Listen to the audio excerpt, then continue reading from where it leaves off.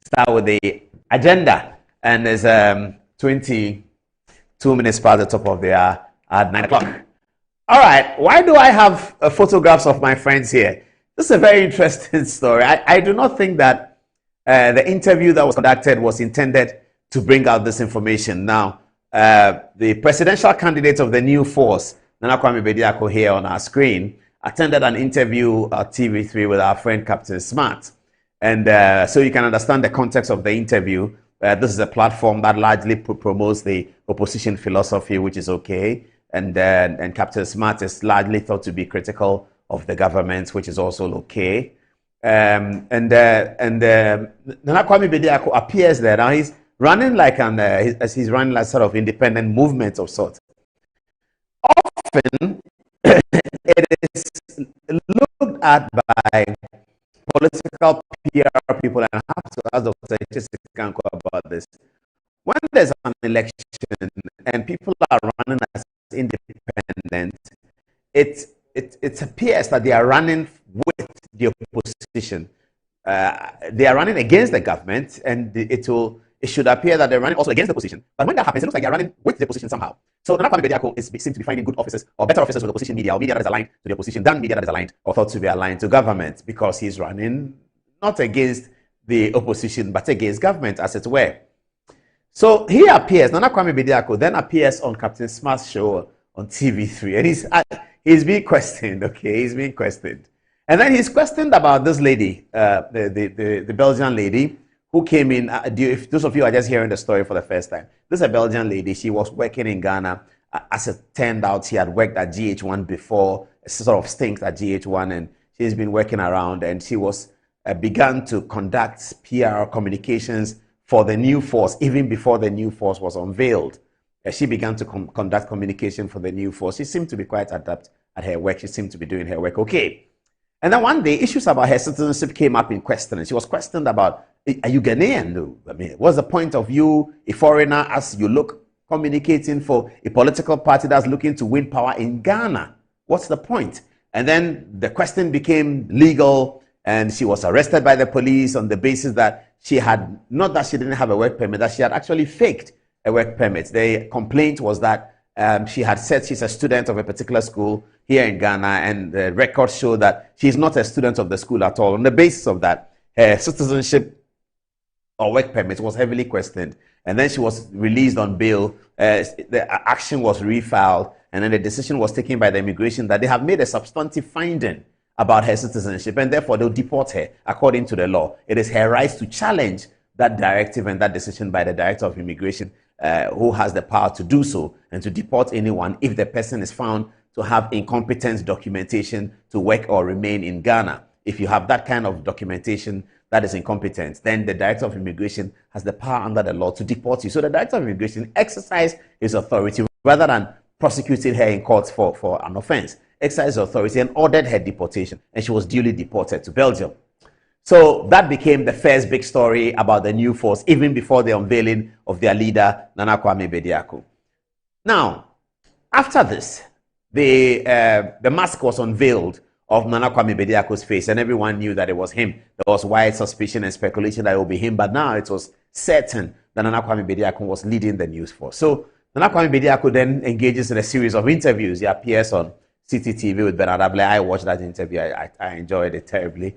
And then he's on Joy FM. I listened to that as well. Then he shows up on TV3, and you know, Captain Smart is about a third or fourth person interview. So he's trying to build up more content about Nana Kwame Bediako, which is useful, isn't it?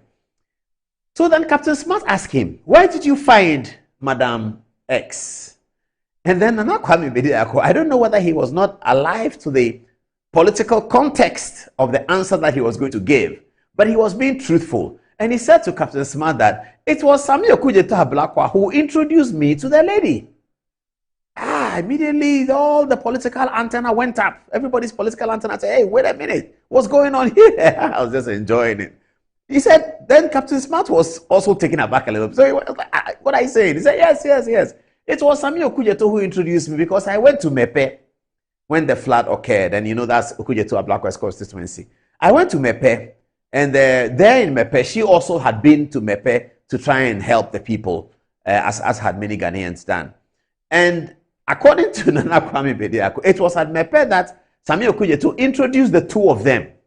He didn't quite say that Ablakwa said he should run any business for his company, and he didn't quite say if Ablakwa knew the intentions of Nana Kwame Bediako in terms of forming a political movement to run for election 2024, and that it was within that context that he was introducing her to assist him or not. He didn't quite, Captain Smart didn't get there. Obviously, he didn't get there because the information that had come out was clearly not intended. And anyone with political antenna would have seen that something has been said which ought not to have been said. I don't find any problem with it. It's just that we have to know that there's further questions from us to Nana Kwame Bediako. So the question to Nana Kwame Bediako is that when Ablakwa introduced the lady to you, was he aware that you had a political movement coming? Had you discussed the political movement with the NDC and NDC actors like Ablakwa? Did you discuss that with them? Was he aware? Was he asking her to support your activities in that movement? Or was it just a simple introduction that the two of you can work? Ablakwa clearly knows what this lady does and also must know that Nana Kwame Bediako is a businessman. I'm not sure whether at that particular time he was aware. I guess he was, but I don't know. That Nana Kwame Bediako was up to a political movement. By that time, the new force thing was already out. It's been out for a very long time. And so maybe he was aware. If he was aware, and the last question is the NDC working with Nana Kwame Bediako to hopefully unseat the NPP administration in December or November's election? That's the question we are putting. If you have an answer, please text. Is the NDC working actively? Does the NDC need the support of movements like Nana Kwame Bediako and others sort of draw attention to something wrong that the NPP is doing, and hopefully they will get the advantage because they have a bigger political party? Can the NDC prosecute their own agenda without the help of any political party or any movement, or creating movements to mushroom around so that it creates a certain context for the election? I don't know the answer to these questions, but this is just an interesting story of gossip value that came out from that interview that we watched on Onua TV with Captain Smart. That was funny.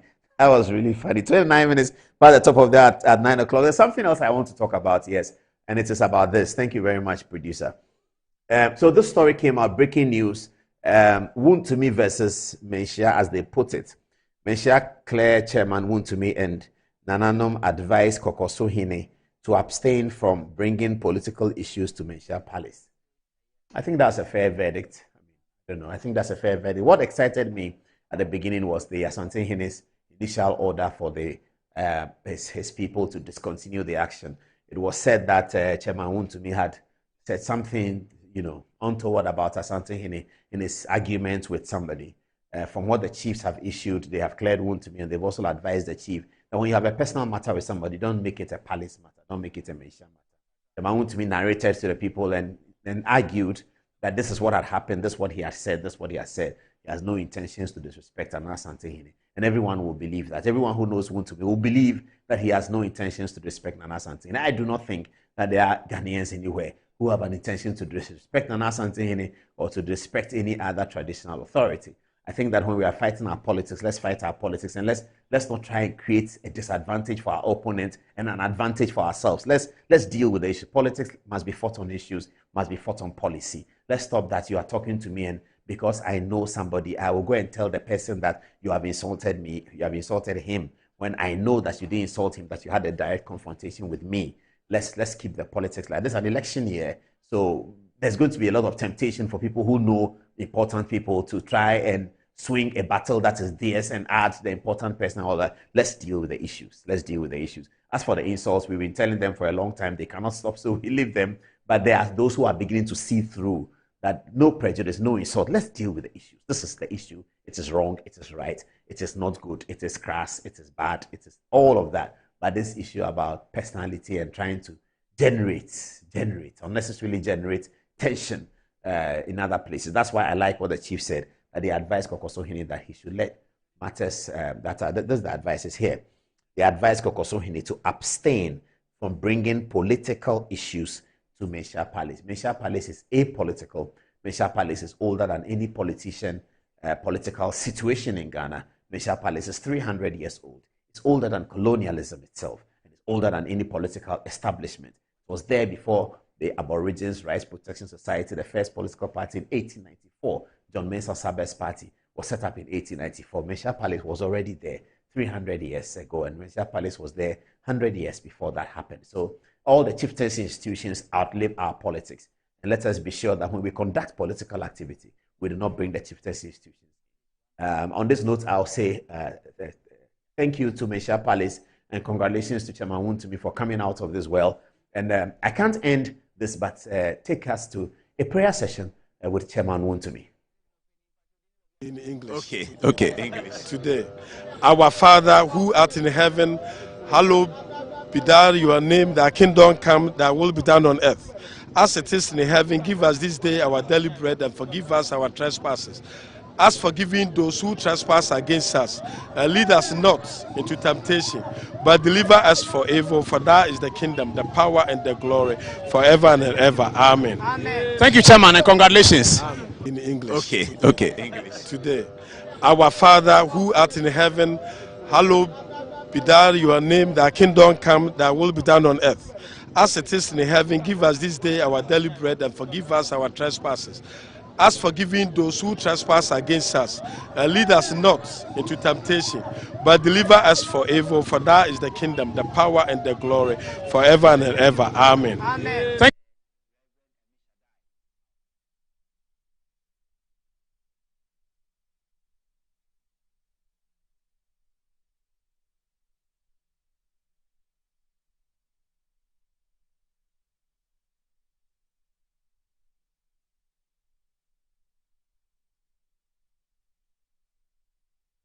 We're now going to the sports story. We are starting in a very unique way. There's a lady here, and that's not often the case when we are doing a sports story, is it? But today we are. So what I asked her to do, what did I ask you to do? Okay, so you asked me to check on how the Chinese media are reporting about the AFCON. Yes. So tell us, what did you find? Okay, so firstly, it is important to note that the AFCON is actually clashing with the Asian Cup as well. Yes, that's true. That's yes, so the AFCON that was scheduled to hold from 13 January to 11 February is clashing with the Asian Cup, which holds from 12 January to 10 February. Okay. So while the AFCON is going on in Côte d'Ivoire, the Asian Cup is also happening in Qatar at the same time. Oh, okay. So the Chinese nationals are, at a conflict of time when it comes to the AFCON and then the Asian Cup of Nations. However, there are Chinese media that are reporting on AFCON, giving us updates, giving Chinese nationals updates when it comes to the reports and the results of most of the matches.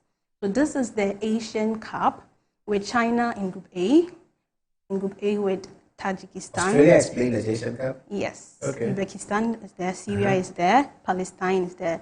But China, which is my focus, they are in Group A with Qatar, which is the home country, with Tajikistan and Lebanon. Okay. But currently, China is out, just like Ghana is out. Oh, they were kicked out? They were kicked out as well. I see. Yes. So that is what we have to know about what is happening in China. So there are actually Chinese blogs that are posting about the AFCON as well. So I would read one post from... Can you put it on? Can you put it on, please, for her? Is it this one? No, the next one. The other writing. Yeah, this one? The other writing. Next. Is it this one? The other Chinese writing. It said the other Chinese writing. Can you get it for her? This one Chinese writing, but not this one. Not this one. So I would read from my phone. Okay. But I want viewers to see what you're telling us about. So you yes. tell us about this. What's this though? Okay, so this one says2024年非洲杯继续举行 ABC 第4个小组的小组赛全部结束 It's talking about... Wait. Where's my pen? Okay, this word is what? This word. So I'm yet to come there.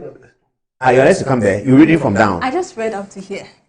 Okay, say that again. 2024 was... Yes, 2024年非洲杯继续举行 So it says that the 2024 AFCON is continuing. Okay. ABCD 4个小组的小组赛全部 ABCD is for what? AB, so Group A, Group A, Okay. Group D.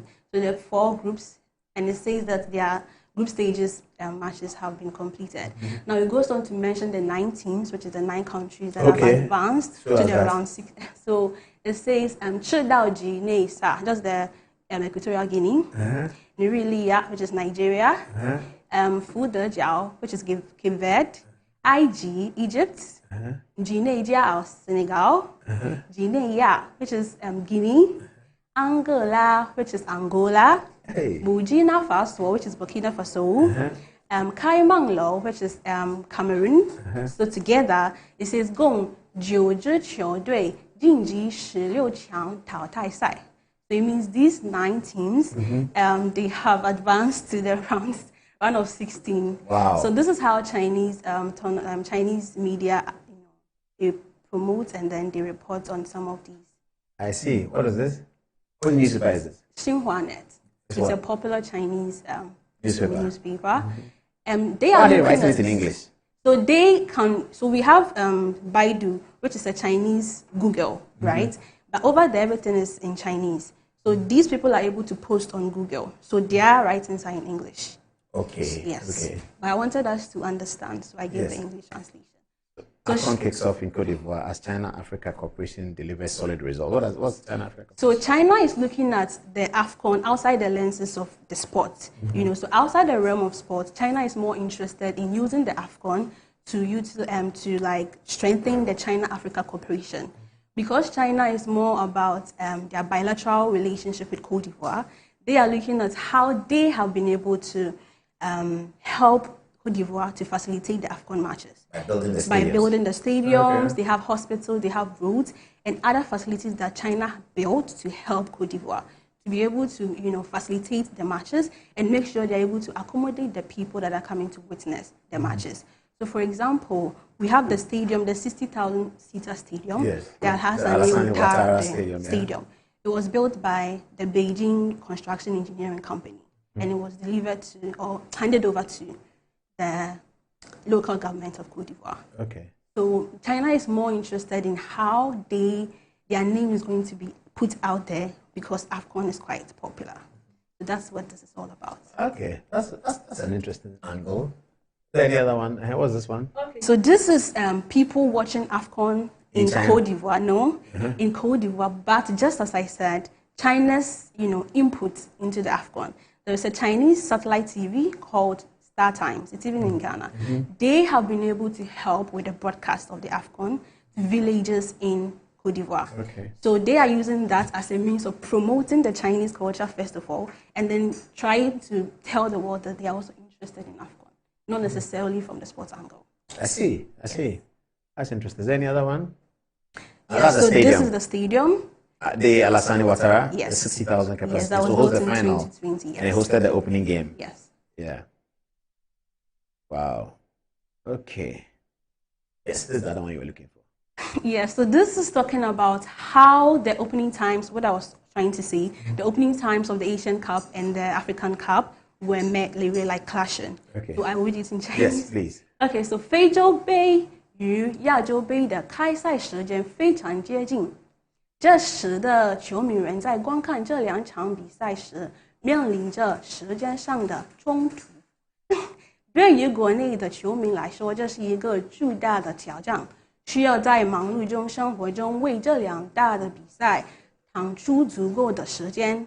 然而，正是这种争取与挑战，让足球比赛是更加引人入胜，也让球迷的热忱更加高涨。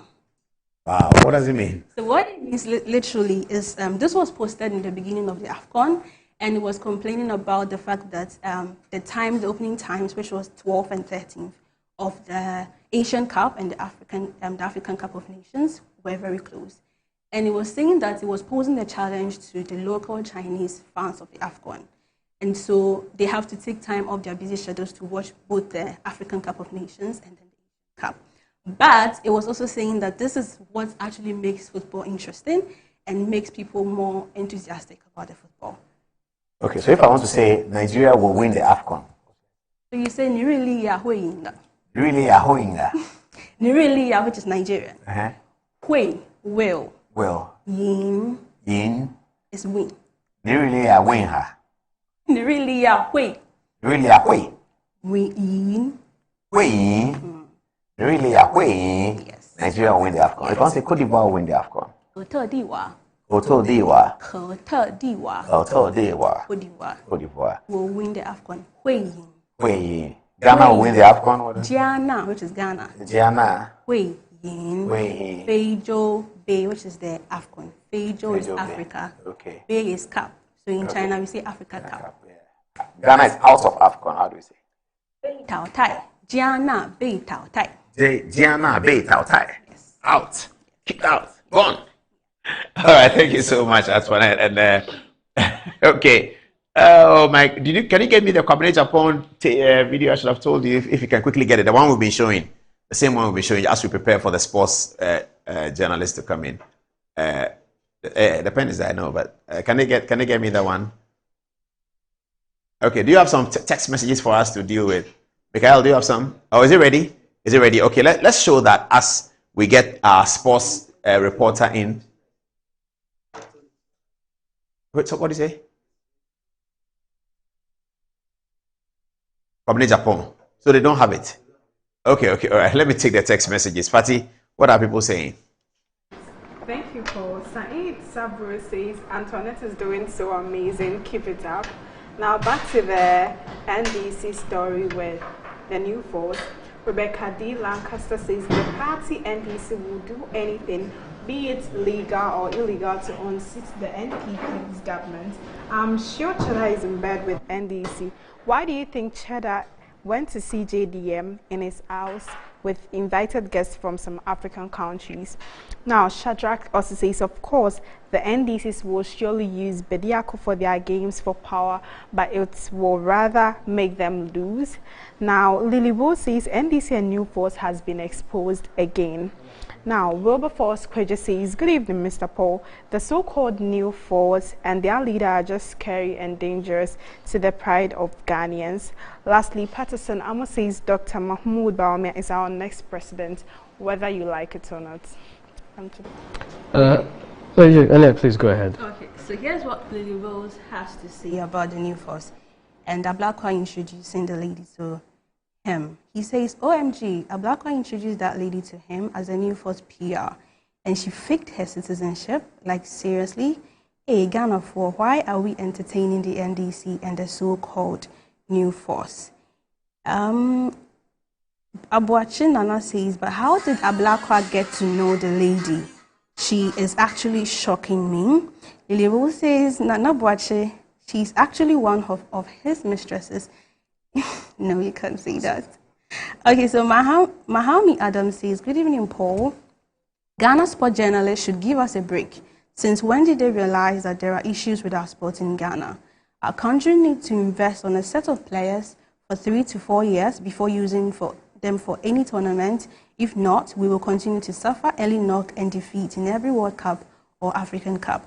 However, he adds, it is possible with Dr. Bawumia in 2024 elections. What do you have for us?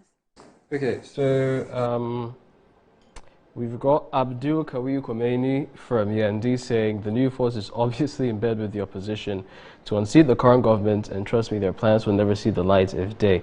We've got, where's this? Ya Papa B saying, LOL, Asian football updates only on GEG. Paul, you're the best. Sure.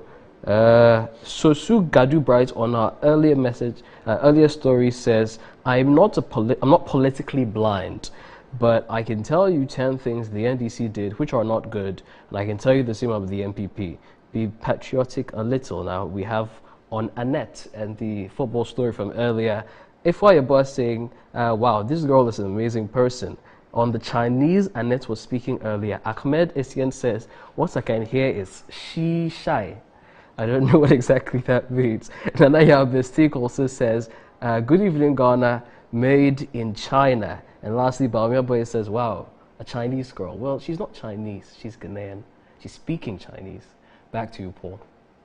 Okay, let's get on more with two more sports stories to come. Today is Thursday, we're taking it light a little bit. 2 more sports stories to come. The Black Stars story. The Ghana Football Association is in trouble because sports journalists are preparing to demonstrate against the continued stay in office of the Football Association, so let's get to the touch screen and hear the latest from our sports reporter on what's happening with that story. First, though, Cabinet Japan's thesis, which is causing a lot of havoc in many conversations around about where do we go with the future of the Black Stars. This is what Cabinet Japan told us in 2018. looks like it's very relevant. His relationship with government. Why FA? Why sports down so many years? Why FA? When you FA cry, no, I've been executive member of the FA. Of the FA, okay. Executive committee. Yeah. Why government? Yeah. Kufa buying the send sports for models. No more minister there, but now sports. Aliu Mahama. No, running RTU. His Excellency Aliu Mahama of blessed memory, and a president so running Kotoko. And then ball DD in It's okay FA this city are going for it. What do you think? I'm going to make a pronouncement that is very controversial, because I've said it before and I'll say it again. Football from independence, there was always a relationship between the president and football. In 2005, 2006, when that relationship was broken, I cautioned certain people. Me catch them, so mbekaya. Says I dey amuye, no for politics and my football, because MPP were power and tino. More years of FIFA, FIFA and cash. Presidents always appointed the FA chairman. So there was a good nexus between government and football. And Kruma, Ohnija, Ntina, Oneno work together. So during the PNDC, NDC time, ET Mensa would nominate 2 people. No, they are back. Football Congress, used to back. It worked. Clubs, no, the vice chairman, Beba. We had then a 5-member management board of the FA, which was a good arrangement. Somehow, MPP by power and Kwana, say NDC phobia, said then it been my question, say government don't sign nominated. Meanwhile, first we nominated President Kufuor nominated Ben Kofi. Ben Kofi, a bit elderly. I think he's passed on. Yeah. Oh, of course, Ben Kofi. And after that, Dr. Nyaho Tamako. It was during Nyaho's time there were some issues, and Nyaho resigned, and then President, I think, sent him out as an ambassador. I was of the view, say, let's go ahead and appoint another, because that was what was pertaining. FIFA had no issues with that. FIFA only comes in when there's confusion. So, but we are a sovereign country. I think we should go back to that relationship. Let's not go back to we should go back to that. Appointed FA chairman. Not they always bring 2 nominees, football people, because we choose one. And it was working, it was smooth. When it got to the NDC time, there was a lot of tension, because they wanted somebody who they wanted to be comfortable, and I think that what they reserved that right. Almost football, my views on it. I've said it to many people personally and talked to them, and I remember in 2006 telling certain NDC seniors at Chuahoy, and I think Ernest Thompson, Michelle Stadium, or Fayansa funeral, I said, I'm catching them, say, Mamma fa politics, MFRA football. Ejina Okotoko. We saw has, Yenshena ball in Kuyi. The president has to have an eye in football, because football is so critical for Ghana. Obviously, there be a Congress. As if football is an island. It's not an island. So I'm sure. What has happened? A few people took over football, because the Congress has only 120 people, and you know what happens. I mean, to control 120 people is not. Especially at the time when money came into football. That was the first time we went to a World Cup, 26, 2010, 2014, and anything that goes to the World Cup gets at no less than $10 million. Never accounted to anybody. People became law unto themselves, and I kept advising. I even called Alaji Jawula, so friend Abusan. I've had to talk to Nana Brew Butler. And I'm a friend Penifun. We said, look, let's sit down and get back to this arrangement that worked for Ghana. After all, President Yon appointed Chief Justice, or appointed Electoral Commissioner, or appointed Chief of Defense Staff, any IGP, Bank of Ghana, or appointed. Now, the football is this special? So, football is only Ghana Football Association. And so, who is in charge of Ghana? It's the president. So, at least every 4 years, he is accountable to the people. But to have a football that has become an island, FIFA, are they God? FIFA is under the rules of Switzerland, one small country that does not play much football anyway. And about FIFA, it was the prosecutor general in Zurich who ordered investigation into FIFA's And they are not a law unto themselves. I cannot understand why they want to behave as if if we are they can enter into any country and do what they want. And I remember when we were in government, I was trying to prevail on our sports minister to you get all African ministers to stop FIFA. Where is CAF? Do you ever hear of CAF? Why should there be FIFA when there is no CAF? If we are Ghana, if there's anybody to interact with, it has to be CAF. Why do we go to FIFA? Me just say, who the fancy CAF? Oh man, FIFA based some terrorist organization here, and look at what happened. The corruption that engulfed it.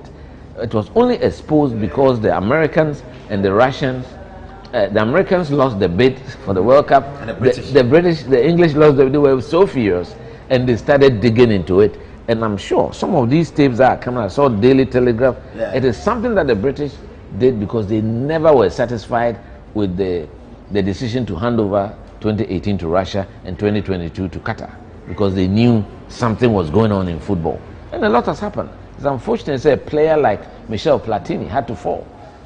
All these things happening. I think locally, let's get down to basics. Let the football people meet and understand that it is the government's money that we use to build stadia. It's the people's money that we use to support the national team. And then there will not be one tradition in office forever. So we should have the calendar such that the president comes in, he should be able to football for NDC for AB for so enemy so we catch them say, hey, idea 2006 we will not be in power forever. That time we were in power. I didn't even think that we were going to lose that early, said 2008. Now kind of say you be a Dutch bino, I'm catching them stadium. Na NDC aba na mo pese mo so munipa ebe FA chairman NDC ya na minim se 2009 ombeba eba ya fe na mo pe FA chairman e dia ekoye he ntokwa court sem na DNA could grab GFA offices. All these things will not happen if the president knows that he has somebody he can call at the head of the FA. And FA's football is critical to Ghana. Yentimi fe ni agro krofope adia e lose match ni petimi ewu fa ho.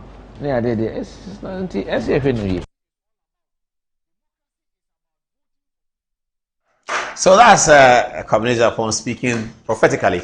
Andy, what do you make of that first before we get into the details of your story? Yes, so he was speaking categorically clear about the FA board being chosen by the president, and he made that's what it used to be. Yes. Nkrumah chose that was Ohene-Jan. And that appointment actually helped Ghana. It pushed Ghana to the forefront of African football. We won 2 AFCONs and all of that. And I think we should go back to that.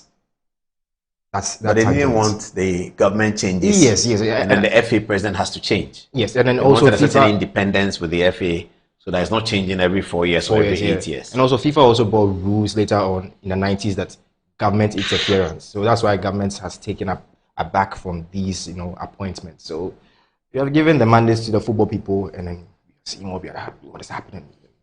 That's why this demonstration is being called. What is it? Yes, so it's top Ghanaian journalists together with football fans and football lovers. So it's a Save Ghana football protest on Wednesday, 14th February. That's Valentine's Day and Ash Wednesday. So it's Ash Wednesday as well. Yeah, I see. Interesting. For the Catholics and for the Anglicans. Yeah. So, at our brass sports starts at 9 a.m. sharp. And the theme is walking for the love of the game. Save Ghana football. Where is the love? Oh, wow. Yeah. And who are these, the people behind? So the main you can swing it. chair of this whole protest is our friend. Ironically. Countryman Songo. Yes, Patrick. It's not surprising. Ajimai. And the reason why I'm saying it's ironic is he was the main person pushing Kwesi Nyantechi's neck those days. Yes, he was. He was always talking about Kwesi Nyantechi. Even though his tenure was quite good at that time, he was still pressing his neck. But now that he has ushered himself into the new fold as Ketokreku, seeing what Ketokreku is doing, he and other thinks it's probably worse. Yes. And also, we have a very, very astute gentleman here, Sadiq Adams. Yeah. He's also chairing and also helping astute, that's journalists, to also do this protest. And something very, very funny happened in Ivory Coast. I met him at the media center and he was complaining bitterly. I just knew that something little had to happen to trigger him. And I was sitting close to him during the last match against Mozambique, and there was a video that even came out. The last goal that went in, you could see he was so frustrated. He was hitting his hands. I've never seen him in that mood before. Mozambique, the last second goal. No, yeah, the second goal. It's because he was hitting his hands on the. Let me try and remember. The one the goalkeeper, the corner kick. Yes, the corner kick. And then this thing all started when the players were supposed to meet the media after the match, and the players. Which match? The Mozambique match. Okay. They were supposed to meet them in the mixed zone. So the mixed zone is a place where you can meet your journalists and even journalists from other countries. And the players decided not to meet with them. So they are pissed with that. And they feel the players were told not. The players would want to come and speak with them. Yeah. But they feel this administration is making the players, get away from them, from the fans and also from the journalists. You understand? The fans? Yes, because even when we went to Ivory Coast, it was very difficult. Even he had accreditation, was very difficult getting close to the players. We had to speak with the players outside of the hotel. And the Nigerian players were coming outside to meet normal journalists. You understand? It was very painful. Very, very painful. Even speaking with Inaki, I had to, stand at a long range to speak with him. And it wasn't really nice. It wasn't really nice. So, but why is that the FA's fault? So they are saying Keto Kreku, he said one funny thing. There are a lot of bodyguards in the national team than psychologists. And it's true. There are a lot of security people in the national team. I had to go through I don't understand. I had to go through 3 or 4 barriers before I got to Inaki Williams. They had to call him to come down to come and speak. Even the reason why I even got close to Inaki was because I was with his uncle. His uncle came for tickets, and it was even very difficult getting close to his own uncle. That's how serious it is. The team is far, back from. It's not the same with other teams. I mean, we've been to tournaments and you see heavy security. I know, but with us, I think with this administration, because with Nyantechi, I remember 2015, he complained at that time that they were not getting close to him, the players. But he said, as compared to that time, Nyantechi would even allow you to get close to the players, not this time around. So they are complaining that the love that Ketokoko preached for his manifesto in 2019, that he wants to bring the love back, the love is not there. And then the main reason why they are complaining is because of this ill performance from Ketokoko. What data is this? So this is Ghana football under Ketokoko. So let's look at the ill performance. World Cup 2022, group stage exit. AFCON 2022, group stage exit. Chan, that's the local Black Stars, group stage exit. And then under 23, AFCON, we were supposed to qualify for this to the Olympic Games. I've not been to the Olympic Games since 2004 in Greece, Athens. And we exited. AFCON 2024, recent, group stage exit. Women's under 17 team, CAF ban. National under 17 team, did not even qualify.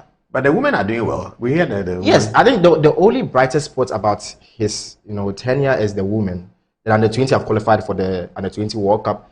The Black Queens are doing something quite. They have qualified for the African Cup. But the reason why people are complaining is under Nyantechi, we qualified for the World Cup with the women. We won the under 20 World Cup with the DIU and then Adia. We went to 3 straight World Cups. We never exited the group stages of an AFCON. It was only once in Egypt. That was 06. Just as the entity had arrived. Yeah. So it was normal. But we qualified for our first World Cup under the same man, under the same Nyantechi, and 3 straight World Cups. So but we have qualified for World Cups. We have. Oh yes, and then the group stage exit at AFCON is the most painful part because our worst performance under Nyantechi, aside the 2006, is just semi-finals. We never exited even at the quarterfinals. But since this man came, they have not even gone past the quarterfinal stage. So they are crying. So it means since 2008, 10, 12, 14, all those AFCONs, we don't do group stage exits? No. So from 2019, since it came, the AFCON exited round of 16 to Tunisia. So it has been abysmal performance after abysmal performance. But based on the regulations that govern the FA, what will the demonstrators be hoping to achieve? So they will want to bring to the core of the FA, that is to the mindset of Ketokreku, and also to the ministry. It's not just a protest for the FA, but to the ministry. They want the current minister to be off. Well, the current minister being off is simple. The president can just sack him. Yes. But how does Ketokreku get out? He doesn't want to resign. He has a 4-year mandate. And yes, he was just voted just last year. Yeah, he has a 4-year mandate. And I feel this thing might go and just come back again. As normal. He will still be there. That's the most painful part. they will do it, but he will still be there. He has the mandate 4 years, and government doesn't want to interfere. Government could have interfered. But so is there a demonstration calling on government to interfere? Yes, but that would get us into trouble. So government won't interfere. The government cannot interfere on the basis of poor performance. No, it has to be something criminal. Like the police case or something like that. Yes. That they will set up a normalization committee like when they to in 2018. Without that, government cannot ask the FA to leave. Can the government decide that they won't spend money on the Black Stars anymore? They can, but FIFA will come into it because FIFA asks government to pay. Yes, FIFA tells government, at least FIFA brings a lot of money, but they expect that you, the parents, is supposed to at least help your kid. But if the government doesn't like the way the FA is arranged, it means the government must complain to FIFA. Yes, that this is the way the FA is. We don't want Parliament to have a role. Government has to go. We want so and so to have a role. So maybe that may be the point of the protest.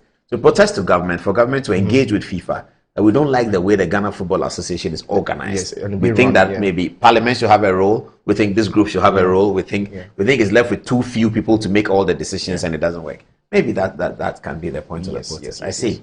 And let's move to our big brother here. Andre, during the week, brought an emotional video, and he was apologizing to Ghanaians and Ghanaian fans alike about our poor performance in Cote d'Ivoire. And if they have the video. Yeah, let him show you. Yeah. Hi everyone. These past days has been very difficult days for every Ghanaian football fan and myself. I'd like to apologize for the results in the AFCON that we just exited. We know that we should have done better, that we should have brought better results to the nation.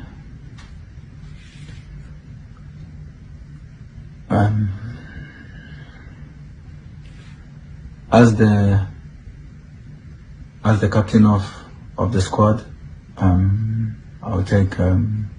take full responsibility for what happened on the pitch. For the playing body, we should have done better. We should have made sure that we bring results to our nation. But in football, these are things that happened. These are things that make you stronger. And what doesn't kill you always make you become a stronger person individually and collectively. We are Ghana. And everybody that knows me knows that I'm never going to give up, meaning we are never going to give up. We are going to rise and shine again. We are going to do this as a family. I'd like to apologize again and show our remorse. We understand the anger, the backlash, everything that came to us. We take it. And we'll make sure that we put our flag back where it belongs. Thank you very much. And may God bless our homeland, Ghana. Ghanaians are saying because it coincided with the protests. So the protests started way back last week.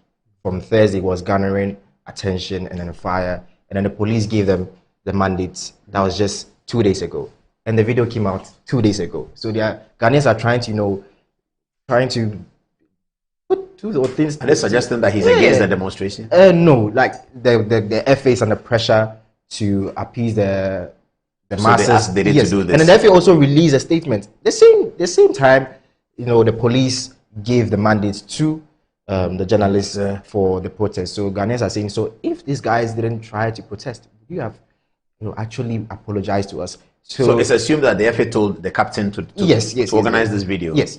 And then since the 2022 World Cup, there was no apology from the FA about a bad performance. Even the CAN, that was the last one that we exited in the group stage to Comoros, no apology. So they are saying if these guys didn't organize the protest, there will be no apology.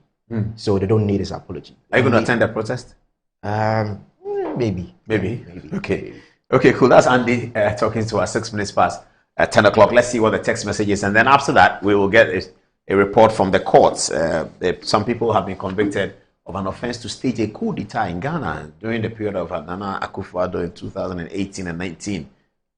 Is it true? We'll hear the details when Apriku joins us after the text message. What are people saying? Let's start with you, Fatih. Yeah. Should give Jordan any opportunity again. Other players are there to play. Lord Z says Jordan is the worst captain Black Stars has ever had. He should be forced out, as I know he won't resign himself. Now Snaoku says these sports journalists complain too much. They are part of the problems we are facing today. They should give us a break. Now, Mohammed Idris also says our major problem has to do with most Black Star players not being able to recite the national anthem. I suggest every player must learn how to recite the national anthem as others do. Antoinette, what do you have for us? Okay, so the Nakwame Ede Waffles is, hey, Ghanaian journalists, you guys hide behind Anas Arimiyal Anas and destroyed Yasin Tichi, thinking that he was the problem. Now, do you see what you have caused?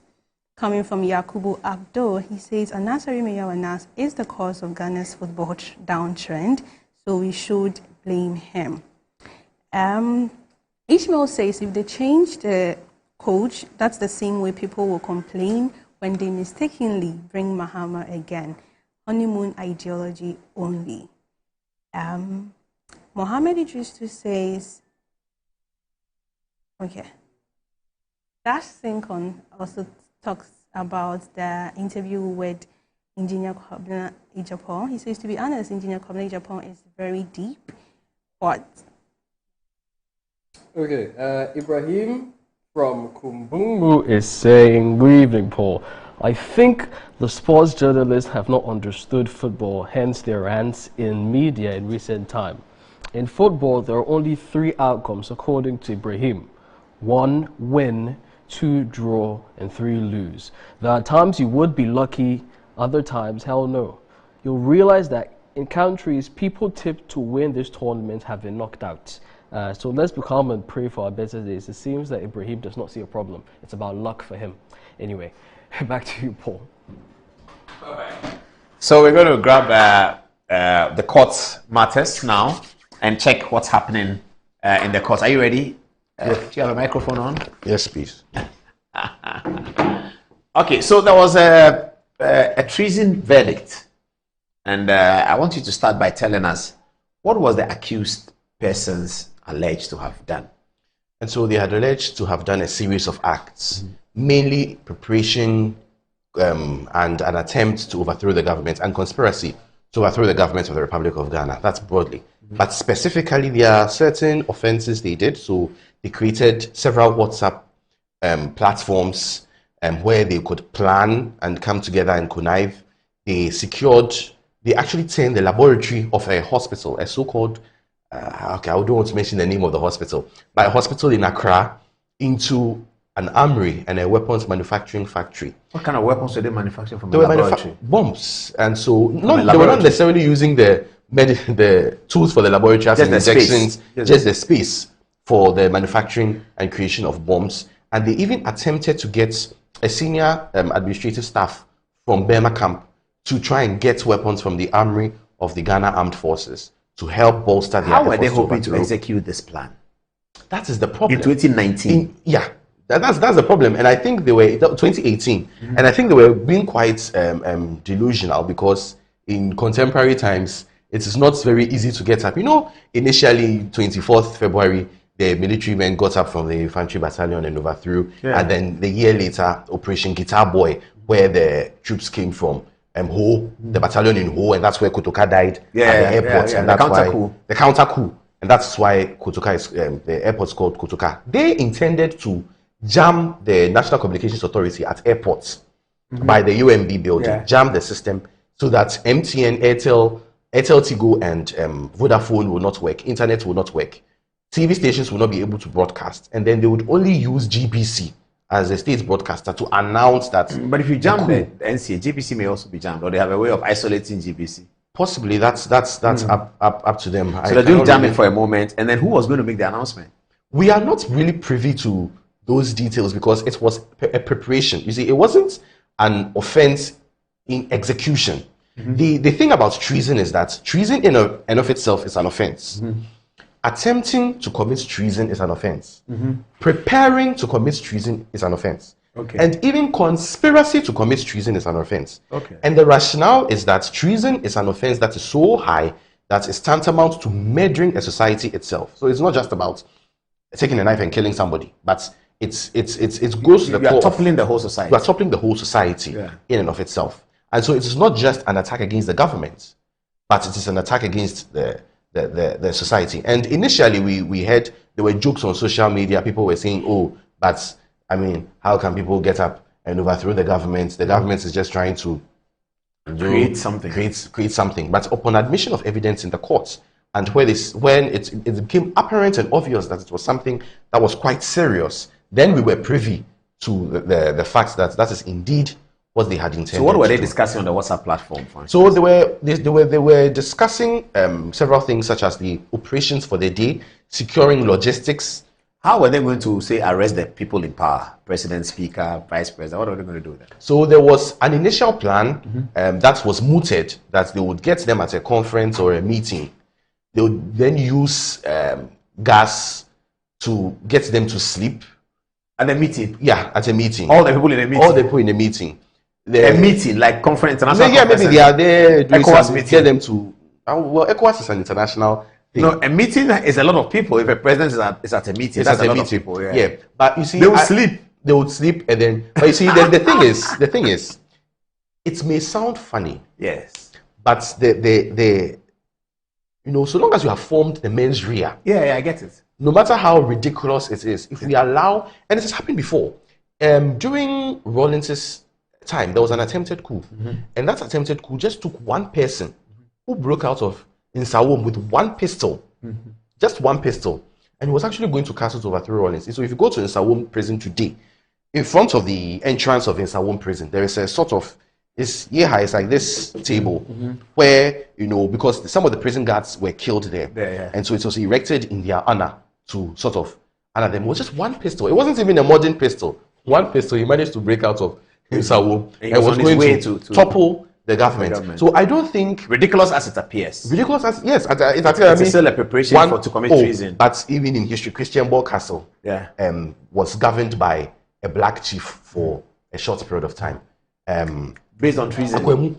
Not treason per se, Akwemu. He was an Akwemu chief. Yeah. They disguised themselves and they overtook Christian Ball Castle for a day. It's not something that... So that's like a mutiny? Yeah. But you see, mutiny is often if you are the one under and then you come up. You come up. Yeah. That's what mutiny is. But this will be the same. If the Akwemu chief is not at the level of the colonial governor. But it's not under the colonial governor. Well, the colonial governor was the boss of everyone. And the boss of every chief, as it were. Oh, they were fighting him. I mean, okay, they were competitors. They were competitors. It was about war. And they only formalized colonialism in 1874.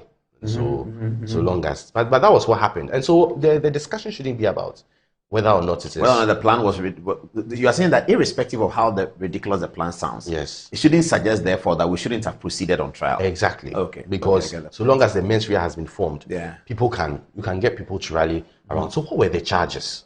I wouldn't want to go through A1, A2, that's too long. That's too long. So it was conspiracy to commit crime, namely high treason, contrary to sections 23 of the Criminal Offences Act and Article 3, Clause 3A of the 1992 Constitution. So we have the hierarchy of laws. We have crimes. Our primary criminal or offense creating statute is Act 29. But we have the Constitution, which also creates crimes. So we have constitutional crimes. High treason is a constitutional crime. High crime is a constitutional crime. High crime is when the Supreme Court rules on a provision of the Constitution in an attempt to enforce it, and then you sort of violate or you disobey the orders of the Supreme Court. That's high crime. What's the punishment? In imprisonment, but for the president and vice president, it's impeachment.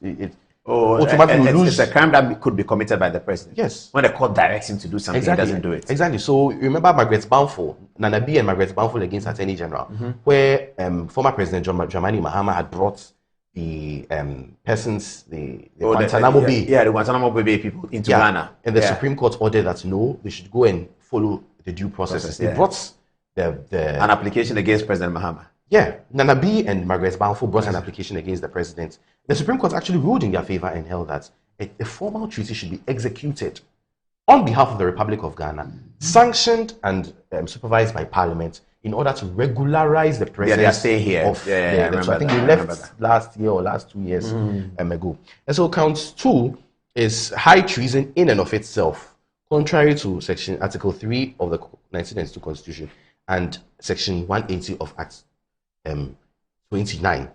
And then Colonel Samuel Kojo Gameli was charged with abetment of crime, namely high treason. So abetment, that is helping, aiding, and whatever, advice, whatever. So he got out?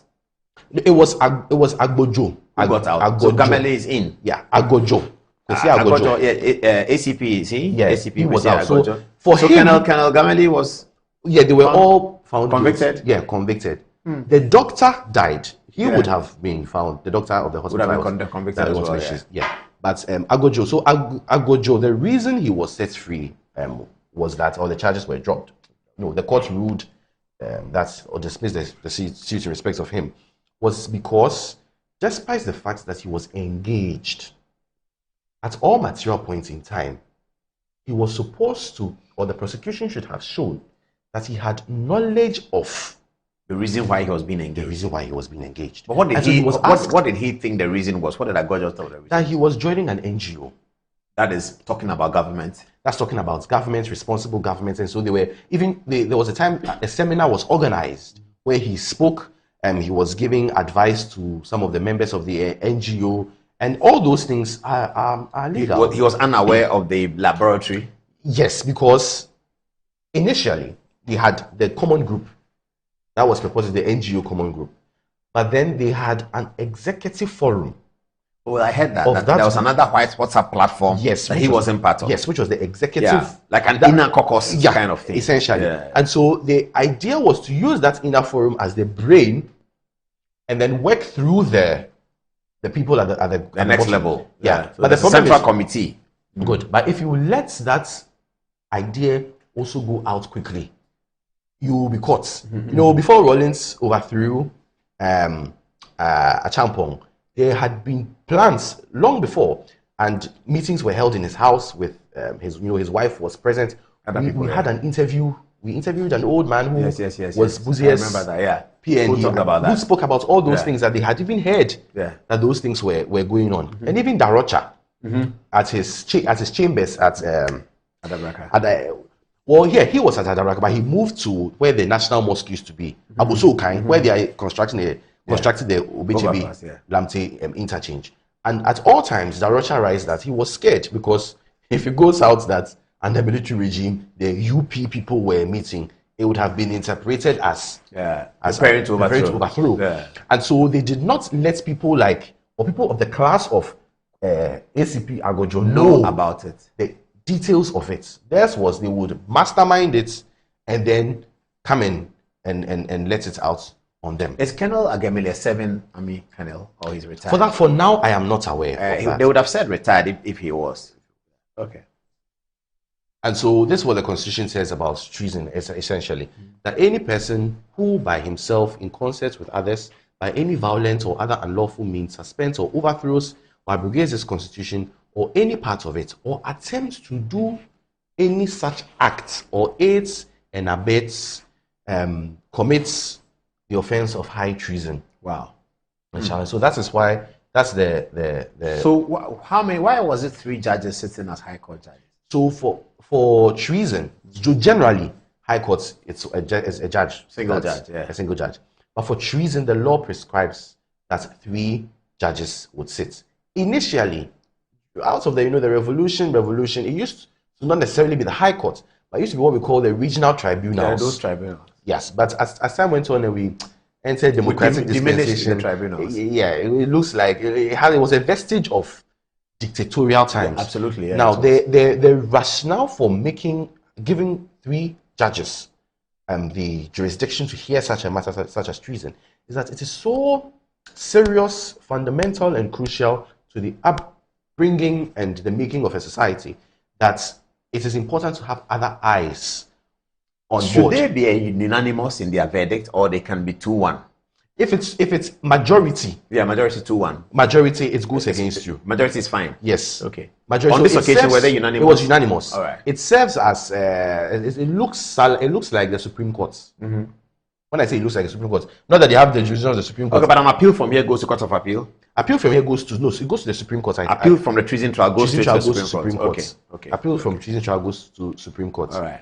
And so this is essentially what's happened, and it's further the law. But the interesting thing here is that if you attempt to oppose somebody who indeed abrogates the Constitution by committing high treason, you are actually supposed to be praised. Yes. And the Supreme Court is supposed, upon application, is supposed to rule in your favor and even give you compensation, order for compensation. If you were stopping the coup makers. Yes. There's history. So we all know the case of Ekwam against PNM. Yes, correct. Where the court held that upon the overthrow of Liman, everything Kojo PNM, Kwame PNM attempted to do was tantamount, and Atuguba used the words, tantamount to erecting a defense on a dead body. I'm quoting. In this situation, what the Constitution is trying to do is, they are trying to preserve life beyond those acts or attempted acts, so that in case even there is a coup, something happens, and I try to I be a Kwame PNM in future, I am supposed to be heralded as a hero, and not. But that is also something. This is trying to correct what looks like an error of the Kwame PNM ruling. Possibly. Okay. I disagree with that ruling, because I think technically it was right. Yeah, that's the point I was coming to. It's technically very correct. Technically, it's right. The Establishment Proclamation had established a clearly new government. Yes. If therefore you overthrow that government, you are overthrowing the government that the people of Ghana have accepted. Yes. It is treason. Yes. But you see, it's always there, but you see, the rationale and spirit behind every democratic dispensation. I hear you. We cannot say that it is justified for that spirit to be thrown away. Yeah. Just because on the of basis that technicality. Ghanaians have accepted. Exactly. The other point you can make is that because it's a military rule, how do you determine whether people have truly accepted or have been cajoled into accepting by the power of the gun? Because curfew people, everywhere, military on the street. Yes, and that's civil what I always servants are say. told to go to work. That's what I always say. That so I get that when point. people attempt to use crowds as a metric, that crowds on the road as a metric to say that a coup is popular, it's very dangerous. Yeah. Assuming Akufo-Addo was overthrown today, I can guarantee you people will go on the streets. That's it. Therefore, not necessarily because Akufo-Addo is a bad president, but he has people who don't like him. Yeah. If Mahama is also overthrown, people will go out to. It doesn't Every mean coup in Ghana has been celebrated, including the 2066 coup. It doesn't mean that it is generally accepted. But that's what we use. We use footage, and they say that the Malian leadership junta is very popular. It is to justify their actions. Yeah. It's to justify their actions. Even Biden, if Biden was overthrown today, or if Trump was overthrown today, in those people days, will go out. Assuming, hypothetically. This is a conversation you have to continue with Bello. But before we do, you asked the question as to why Australia was playing in Asia. Asian Cup, yes, if you have the answer, I'm happy so to hear. there's a history. Australia used to be part of an association of states that play football called Oceania. Yes, Oceanic or something. Yeah. So Australia, New Zealand, Tonga, America, and Samoa. Those people. Yeah. Australia was too much of a competition for them. So on the 21st of April 2001, they played a match with a country called, an island nation called American Samoa. They scored American Samoa 31-0. The Australian team. Yes. So that was when the Australian Football Association said it's okay. Then so they applied. So they want more competition. Left. Yeah. So they moved to the Asia. So they moved to Asia. They are too far from Europe. And they can't go to, but they can go to Latin America. They can go to Latin America and play Brazil and Argentina. That's proper football. That's too far. Because you know, in moving from one, there's precedents, and the precedents, they always try to be close. So if you look at the next continent, South America, for instance, Guyana is in South America, but they don't play football with South America. They play football with the Caribbeans because they are nearer. Yes, but they are not cheaper. Well, with that one, I can't tell. That's a good one. That's a good one for the explanation. Let's take a break. When we come back, we will be back to tell us about the Major Mahama trial. And then Dr. Sika Ako is here to tell us the latest on the American election. And we're going to tell you how we're going to be covering the American election on Super Tuesday. This is Good Evening Ghana is live. We'll be right back after the break.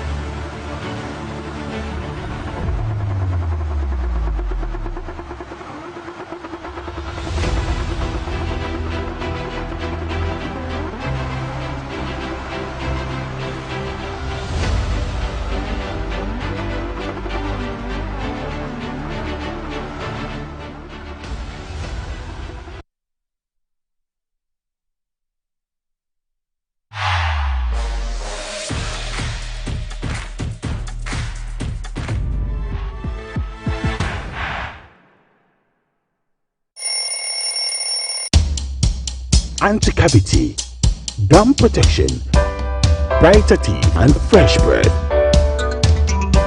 I'm a fat missy way. The patch of bantama. My chest. That's a cycle. It's her smile. The fresh breath. Me, Jidisa, we use Cal 360 toothpaste. Some kind. Cal 360 toothpaste. That's Kia. Cal 360 toothpaste. It's a gum protector. Onim jom kasan. Kile kosan. Cal 360 did the way. It's cool mint. Gives me fresh breath and your confidence booster. You will see so feeling kika when you know Cal 360 toothpaste. Happy smile. Cal 360 toothpaste, anti-cavity, gum protection, brighter teeth, and fresh breath. Kel, happy smile. This advert is FDA approved. Discover the perfect blend of quality, modern elegance, and affordability with Kingdom Home Real Estate. At Kingdom Home Real Estate, we cater to both local and international clients, offering exceptional housing options in Ebri and Ikropong. Our properties are conveniently located, providing a tranquil atmosphere, top-notch security, and essential amenities such as electricity, water, and backup generators. Our strategic locations offer easy access to popular tourist destinations, all within a 30-minute drive from Accra. Visit us in Ikropong right after the Latte Junction, or in Ebri near the Ebri Girls Senior High School. Alternatively, you can reach us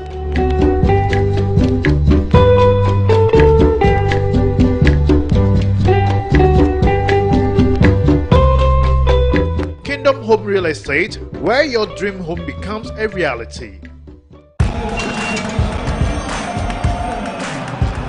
We are back bringing you the latest lineup from Betway. Betway starts strong with their front two with Free Play Friday and Swipe Bet. In the middle, you've got all the control with Cash Out and Build a Bet. Plus, with Win Boost, you can boost your sports bets. At the back, they have Smart Picks and the Partial Daily Jackpot. You always get way more with Betway. This advert has been vetted and approved by the Gaming Commission of Ghana. Bet responsibly. No under 18. Terms and conditions apply. Betway. Get way more. Everything 12 January, I copy him say about AFCON every year. My AFCON and Soja call. I won't fear Hisense TV, AFCON TV, and a sound system. Yatisu say who? A Hisense AFCON double promo. Yeah, best you AFCON beer. I love AFCON beer. Can clear our Hisense and the AFCON TV so. Sadonly Yedida. Nasa comment in Nusu Chagua. Tieni clear our Hisense sound system so.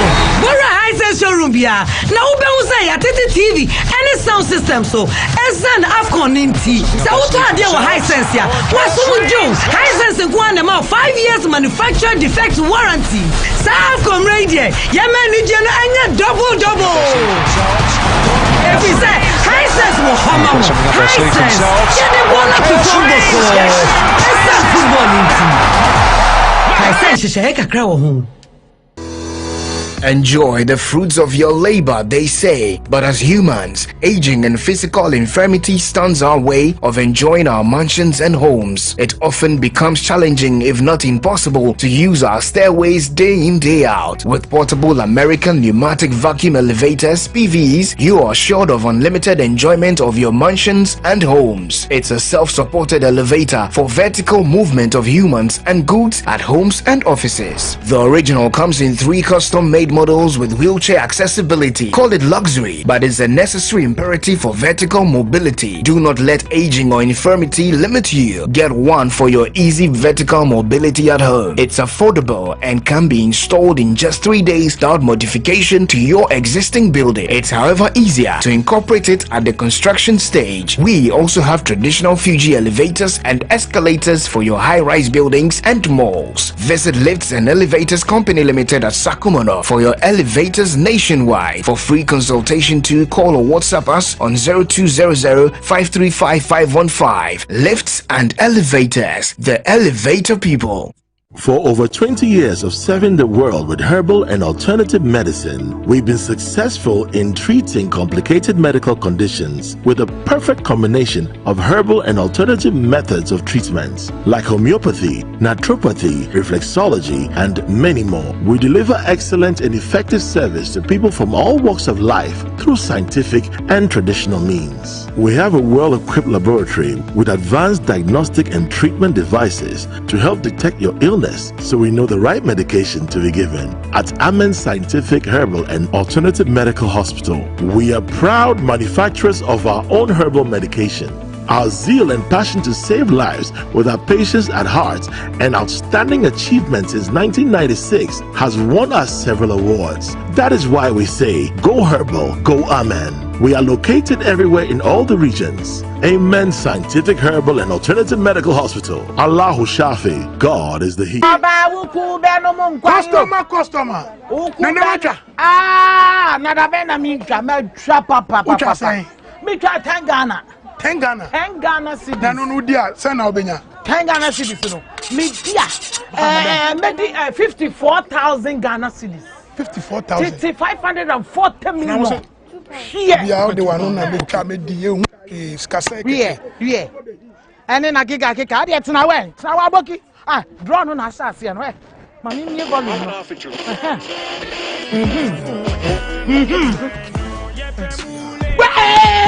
Customer! One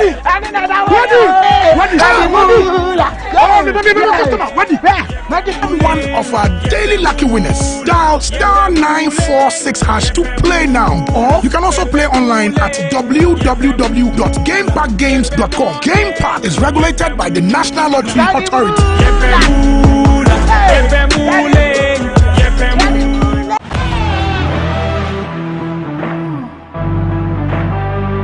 Biggest car center in Ghana, offering unparalleled round-the-clock service in autos and accessories.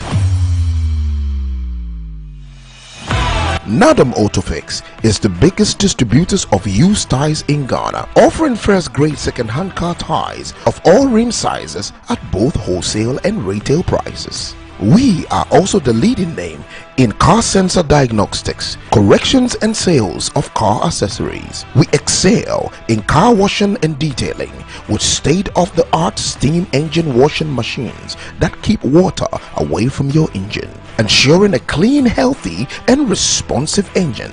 Nadam Autofix, the first name in servicing, car accessories and car washing. Visit us today and experience the world of class difference. Find us today at Asoridaho, directly opposite Dansoman KFC and the Shell filling station. For more details, you can call us on 0503 244 266 or 0535 339823. Nado Motofix, Wukwain Sunyonko Papa.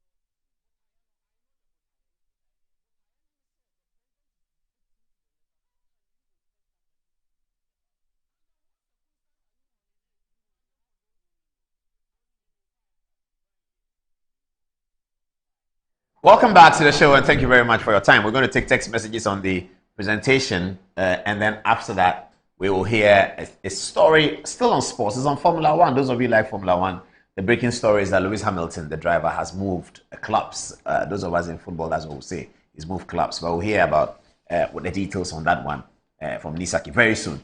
As Fatih, what message do you have for us? Junior from Kintampo says, fantastic analysis on this legal issue. Keep up the good work. So D.E. Brian Tutu says, point of correction, Apreku. Colonel Gameli was acquainted and discharged of all the charges. Yes, he was. Yes, he was. I'm getting that text as well. And Ramatu Abubakar says, best show in the whole world. God bless Apostle Paul. And lastly, coming from Giz Media Policies, the government should abolish their so-called GFA and bring back the entire sports disciples to the youth and sports ministry, period. Antoinette. Yes, so Lawyer Preco is collecting his numbers. Shadrach says Lawyer Preco is very great. Real Max B says, Apostle Paul, can you imagine Muhammad's making mockery of the whole world when the photos were fed? Wow, a guy with a feeble mind, supposedly carrying a pistol, was arrested for attempting to kill Muhammad, who happened to be present in that church. Naro says the people found guilty have been sentenced to death. However, ain't the government supposed to compensate those who were exonerated? Safiano Adam says, good evening, Paul. That's on the sports. These are the only ways to salvage Ghana's dead football. The first is to sack Keto Kriku, do a house cleansing of the entire GFA, attract a FIFA ban, and use the period of the ban to restructure. Anyway, greetings to the Upper East Regional NADMO Director, Jerry Simini.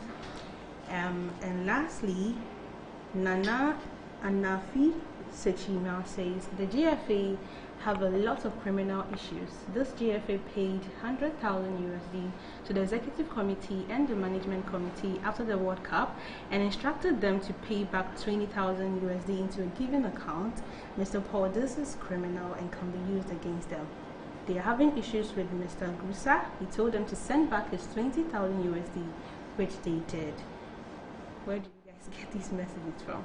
Now, Kajuru Chamba has an update for Paul. Man U 3, Wolves 3, 4 now. 4 now. Yes, on the message, Man U actually ended the match 4-3. Anyway. You said 4-3? Yeah, 4-3. Yeah, it's crazy. Man U for you. Anyway, Sir Bright watching us from Tantra Hill says, Paul, on the coup story, they actually manufactured hydrogen bombs that would get them comatose and tried it at the tertiary range of the Ghana Armed Forces. I think you should get the AG to speak to this matter. I've heard him on Oman FM speaking to it. Sir Bright, hydrogen bombs are nuclear weapons. I don't think Ghana is nuclear competent yet. Anyway, Onasis from Techiman also has the correction on Colonel Gameli not being convicted. Back to you, Paul, if you're ready. Okay, I was just looking at the Manchester United score. I just can't believe it. 3-0 and then it ended 4-3. Okay. Now let's go and listen to why Lewis Hamilton is changing clubs and what effect that's having on Formula One. Nisaki, good evening. So what's this? Is not Lewis Hamilton? No, this is Michael Andretti. Michael Andretti. Okay, who is he? He's the son of the only recorded Formula One champion from America. His father is called Mario Andretti. They have a very, very big name in motorsports. Okay. And they've been trying to get an 11th team onto the Formula One grid. 11th team means what? There are 10 teams on the grid. Okay. And they've been trying to get an 11th team, a proper American team, onto the grid. They have a racing history pedigree. They're very, very good in other racing series. And when you say there are 10, who approves the 10? How is an 11 coming in? Who approves it? How does it work? So there's Formula One management, which is the commercial rights holder of the series. Mm-hmm. They approve who can enter into Formula One and who cannot enter into Formula One. They approve a car, or they approve individuals, or they approve a team that is car and human beings. What do they approve? They approve teams. The teams have a car. The teams run 2 cars. Oh, each team runs 2 cars? Each team runs 2 cars. So what are the cars on the grid? So there's Mercedes, there's Ferrari, there's Red Bull, there's... Red Bull is not a car, by the way. Red Bull is a car. Red Bull is a drink. The energy drinks, yes, they have a Formula One team. They actually created their own car. Yes. Which doesn't have to be on the common brand like Mercedes has other cars. No. You can do that. That's Formula One. So you can create a car called Ghana. Because Red Bull, I can't go and buy a Red Bull car on the showroom. I can buy a Mercedes car. Not at the moment. But currently they are working on developing their own engines and their own powertrains to sell to other engine. Okay, but are selling a spare parts. Okay, so you're saying that they are in the automobile industry. It doesn't have to be producing a complete car. They produce a complete car, but it's in only for Formula One. Only for Formula One. Only racing. Only racing. So that's what I'm saying. We can produce a car called Ghana. Well, technically, yes. Yeah. Okay. All right. Okay. And so there are 10 teams on the grid, and Hamilton has okay, we're talking about Andretti. Andretti wants to add an 11th team to the current grid. Formula One management says no. The regulator of the Formula One series, which is the FIA, the International Motorsport Federation, have approved Andretti's bid to enter into the series. Formula One teams are fighting with them over how much money to pay before they allow them into the series because it's very exclusive. And this has been going on for... What car are they proposing to bring? They are going to bring this manufacturer, General Motors, the Cadillac people. They've got backing from Cadillac to help them enter the series, to supply them with engines and so on from 2025. Okay. They've gone through everything. The FIA has approved them. Formula One management says no. They don't see, they're saying... So how does that connect to Lewis Hamilton's? This news broke yesterday, and this thing has been a fight that has been going on for the better part of last year.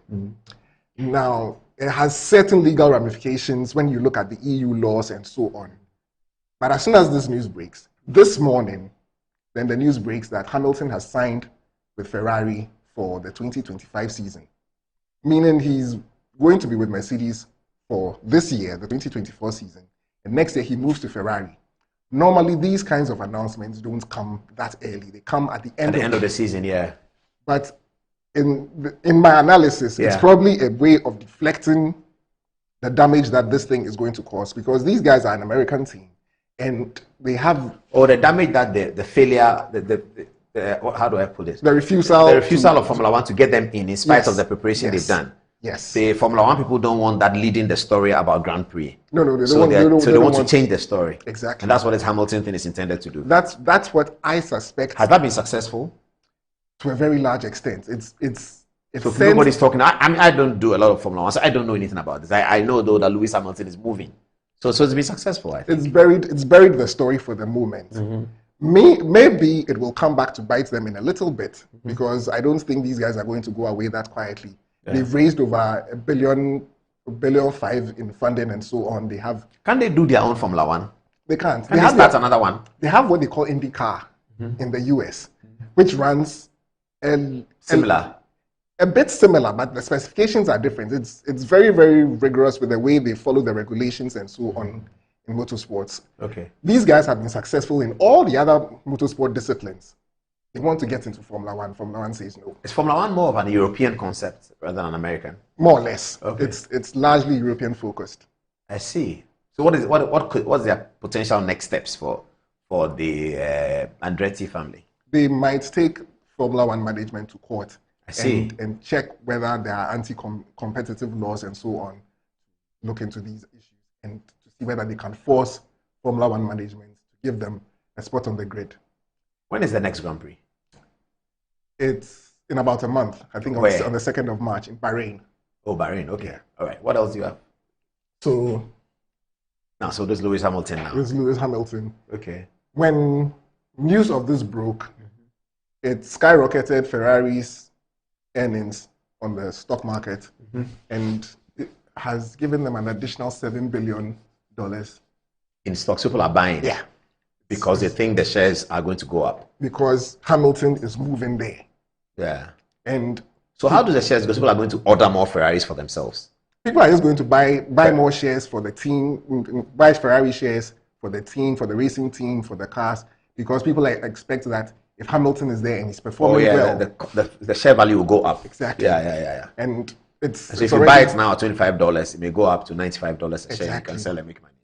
So that's interesting. This one here was from the Instagram account of Felipe Massa. Felipe Massa is the guy that Hamilton beat to his first world title in 2008. And over the last several months, he's been making a lot of noise about... There was something that happened that's called Crashgate, where the Renault team in 2008 ordered one of their drivers to crash deliberately in order for Fernando Alonso, their driver at the time, to be able to make a pit stop to change tires and take the lead in the race. So who crashed deliberately? So Alonso's teammate, he crashed. How does that help Alonso? When you crash, they bring out the safety car. Yeah. But because the team had made Alonso change his tires before the crash, he didn't have to go into the pits to change his tires again. Yeah. So he took the lead of the race and he won. Against who? The one who crashed? Against the other 19 drivers on the grid. Yeah, I don't get it. So if Alonso's teammate crashes, Alonso is riding, so he continues. What happens? His teammate crashes, but he's going to change his tires. The person who was ahead of Alonso at the time took the opportunity to go and change his tires during the crash. Because of the crash, when they crash, or when everyone stops, everyone follows. There's a car that comes onto the track, and everybody follows the track. The track moves the car moves at a particular speed, and so everybody follows the car at that speed until all the issues that have to be cleared up. This race again. The race again. So sort of, if you are third when the crash comes, you will remain third, something like that. If you're third when the crash comes, you may or may not remain third, depending on how quickly they call the car out and they raise the alarms and all of that. They're called yellow and red flags and so on. So go on. So when this car crashed, then what happened? When he crashed, because Alonso had changed his tires already, he didn't have to go under the safety car. That's an advantage for him. Exactly. So he took the lead of the race. It was for the team. It wasn't because of, it was for the Renault team. Yeah. So he took the advantage, took the lead of the race, and he won the race. Why did he win? Other people had to go and change tires? Other people had to change tires. And the Ferrari driver, Felipe Massa, who was leading the race at the time, went to change his tires.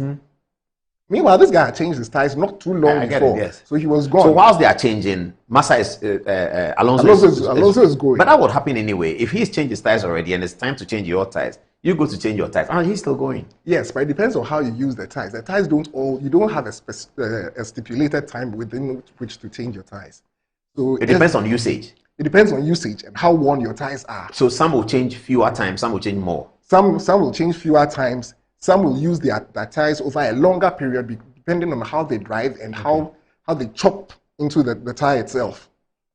So Felipe Massa goes into the pits, and then Ferrari made a mistake when they were fueling his car. They forgot to take the hose out, and he drove out with the fuel hose attached. And then they started spilling fuel and so on, so they had to stop it and then bring him back, take the fuel thing out. So he lost the race. Hamilton came second or so.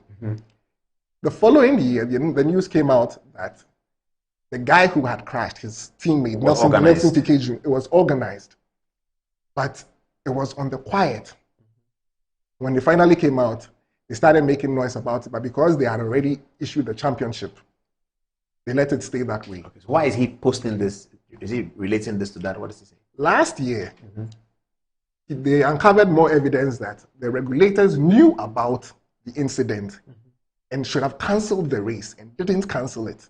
So he's challenging the results of the 2008 World Championship, which Hamilton won by 1 point. Wow. Against him. Okay. So but was that an advantage for Hamilton? This Alonso tire change, was that an advantage for Hamilton? Not or because it's a league table, because he lost in that race. Exactly. If he had participated and come second or third, he probably would have won the championship at the end of the league table. Exactly. Okay. So he's asking for a cancellation of that event. Of that event. Okay. Which would cancel all the points. And then he would lead Hamilton. And he would win the championship. I see. That's a good challenge. Is he suing? He's suing. Okay. And he's spoken with Formula One management about it. They basically haven't gotten back to him. And nobody really thinks it's going to stand. Not after what happened with him and Lewis and Verstappen at the end of the 2021 season. Okay, so what is with Hamilton going to Ferrari that he's posting? Well, when the news broke out, he just posted this on his Instagram story, and he just wrote, cool. Is he Ferrari? He was driving for Ferrari when he was on the grid, but he's no longer racing. He's no longer driving. Okay, I see. So he is suing against Hamilton. No, he's suing. Yeah, I get it, but the suit really is directed at taking the title away from Hamilton, and then Ferrari goes for Hamilton. That's really the point he's making. Well, yes. Okay. So what's this one? So this is from a 2020 race where Hamilton won the race, but he was pictured standing beside a Ferrari. Ah, I see. And then, but this is him on Mercedes, isn't it? This is him. Mercedes just posted this on their social media accounts. I think it was yesterday or today or something. And more or less, he's like saying bye to them. That's why he has. Okay. And then here's him from, I think, 2018, looking into Sebastian Vettel's Ferrari. Oh, I see that he had eyed Ferrari for a while. That's an interesting. He was interviewed, I think, was last year, and he was asked whether he had intentions of going to Ferrari. There was a lot of news about this impending Ferrari move sometime middle of last year. The rumors just wouldn't go away, and he hadn't re-signed with Mercedes at the time. So there was a whole lot of speculation. Then finally, it came out. He signed with Mercedes very, very late, but he signed a 2-year deal with them. The reason why this is making waves is because everybody expected that he would end his career with Mercedes, or he would at least see out the 2-year period of his contract. Apparently, the reason it had delayed was because he wanted certain clauses in the contract, and the negotiations took a bit of time. Okay. So he had a break clause included in it. So instead of doing a full 2-year contract, he had a 1+1. Okay, yeah. And he has exercised that one, and moved effectively to Ferrari for next season. I see. Okay, that's a good one. Keep an eye on. I said the next Grand Prix is when? I think it's on the 2nd of March. But that one is going to drive a Mercedes. Yes, he's driving Mercedes for this year. Okay. All right. Thank you. Hold it. All right. So we take another break. Do you have messages or that? And then Dr. Sikanku will come and tell us the rest. All right. Are we ready for the break? Do we have time for it? We don't? Okay, let's take the text messages. Fatih, what are people saying? And then Doc, you get ready. All right. Safiano Adam here says, what is the essence of this Formula One thing? It's of no relevance to us. Yadanaya says Paul is the best journalist. And this is coming from Mubarak San. He says, truth be told, Nyantechi was GFA. Even people destroyed him, but those people have never shown till date. Karma serves us right. And Zaktius says, I'm very worried and I'm so surprised as a Ghanaian. I just don't understand the quest to unseat this government. In any way, the man JDM can only do one term under the 1992 Constitution. Even if he comes and he's able to perform any magic, that will be only 4 years. What effect will it have on our development as a nation? And who take over from him? Why can't we as a nation have patience with one government as we did for the PNDC or NDC, who altogether got 9? I believe if we can give some 16 years to NPP, we can actually compare answers, see which direction we'll be proceeding as a nation. But this try and error thing we are doing, I'm not sure we really love a nation. Antoinette, what do you have for us? Okay, so 2 people have actually complained about Paul blocking the NPP flag anytime he's making a touchscreen presentation. So it's something we would check on. Kweku Ohimin Boache is commenting on the earlier interview with Paul and Kwabena Japan. He says Kwabena Japan should be appointed sports minister for the final year so to see how most of his advice will come into fruition. Owusu Nkwantabisa says, I've seen and read 4 apologetic letters from Team Black Stars, including that of the GFA and today's video, but none of them made mention of playing in our next game without taking bonuses. Dumalia Barisa is still of the opinion that ANAS is Ghana's football problem. And we have 3 people sending in their comments in Chinese. I would read just one of them. Wanshan Hao Baolo Washanshin Black Star Xiao San San Jenga Jishu Tuandui. So he's saying that he believes that the Black Stars should disband the technical team. I don't know who they should do it for. And then Lord Ziggy believes that the Ayu's apology in the video is just a window dressing.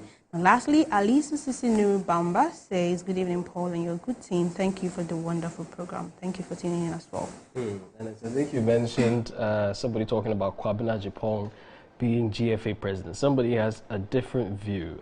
Dizoba Martin is the person. He says he wants you, Paul, to be made the GFA president. I don't know why the person is suggesting that anyway.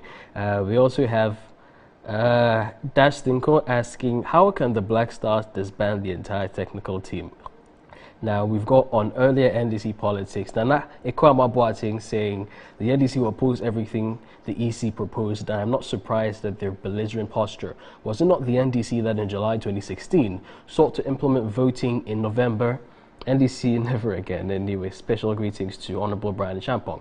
And on voting in November, we have an interesting question from Shadrach in Bellam, and he asks, December or November election? Mr. Paul, which month do you think is best for us?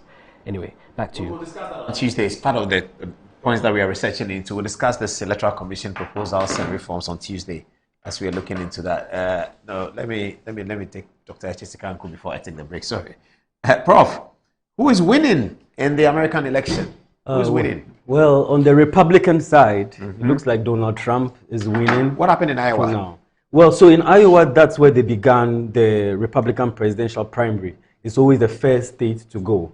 And they went earlier on, and Donald Trump won big. I mean, there was a lot of uncertainty around it because of the felony charges, the criminal charges, the civil cases that were going on against Trump, and the challenge he was having from Nikki Haley, Ron DeSantis, and other people. So there was a bit of uncertainty. Can he do it? Will he do it? He won big in Iowa. Okay. Then what happened next? And then from Iowa, they moved on to New Hampshire. That is the second state in the primary calendar because, you know, they go from state to state and give everybody the chance to vote. So in New Hampshire, the permutations were that is a state that has an open primary. It means that you don't necessarily need to be a Republican for you to vote over there. It's very open as far as you register before. So they felt that that might give Nikki Haley and the other challengers a chance to come in.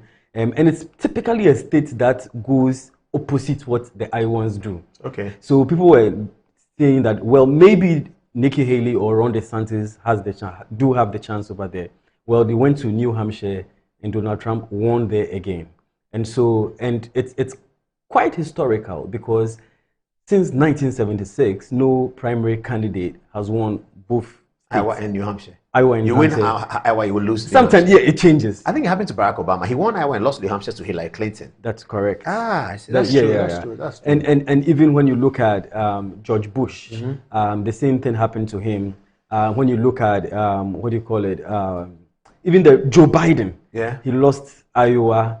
In fact, lost New Hampshire, and then won South Carolina before his campaign started. So it's normally not that regular that you win both of them. And so it looks like Donald Trump has made some history over there. What about the recent charges that the court found guilty against, found the woman? The court upheld the case of a lady who said he had harassed her, and he's been asked to pay $83 million to the lady. Right. So, I mean, this is somebody who filed charges of sexual harassment against Donald Trump, and Trump was found guilty of it to some extent. So he had to pay some damages. He says it's appealed against the ruling. Yes. But then what the lady also said was that Trump's continuous maligning of her personality on the campaign trail was against her. It's kind of affected her image. Okay. And so that's part of the action. That was part of the charges that she's claiming. Yes. Okay, that's why it went to $83 million. Yes, that was a very recent one. Then so I mean, but that's just one of several. I mean, there are 4 major ones. The January 6th one that the folks. That's a major one. Yes. Where is that one now? It was going on a court of appeal to make some decision. Yes, Federal Court of Appeal. Yes. And for now, there are different things that are coming up, and so they've been told to hold on until they determine whether he's able to run on the ballot, because people are also suing that he should be taken off the ballot completely. In federal or some states? In some states, but Trump has taken it to the Supreme Court because some states have actually decided that he should be off. Okay, so the Supreme Court is going to say whether you can say a candidate for a party cannot be on the ballot in your state. Or not, yes. Okay. And so they are holding off most of the case until that determination is made. When is that determination expected? I think February 3rd. No, that's February 3rd, yeah. Very soon. The verdict from the Supreme Court. Yeah. I'm not sure about that, but I think it's in February. It's in February. It's in February, yeah. But so, this is February, and it comes before Super Tuesday. Yeah, and that's why people are thinking that maybe all of these things might then affect what they think about Donald Trump, and it might also affect the outcome of the race. Because don't forget that most of the candidates that are running against Trump dropped out after Iowa. Okay. Ron DeSantis, who was seen as the most plausible challenger to him, people called him the neither version of Trump, dropped out after New Hampshire. Rick Ramaswamy, I don't know if he's here. So this is basically the results from I believe this is the Iowa Republican primaries, 51, 21, 19. So it's a bit of a stretch. 51 is quite high. You go on, and then this is the New Hampshire one. Oh, higher, 54. 54, it's even higher. And so Ron is third, and by this time he decides to drop off.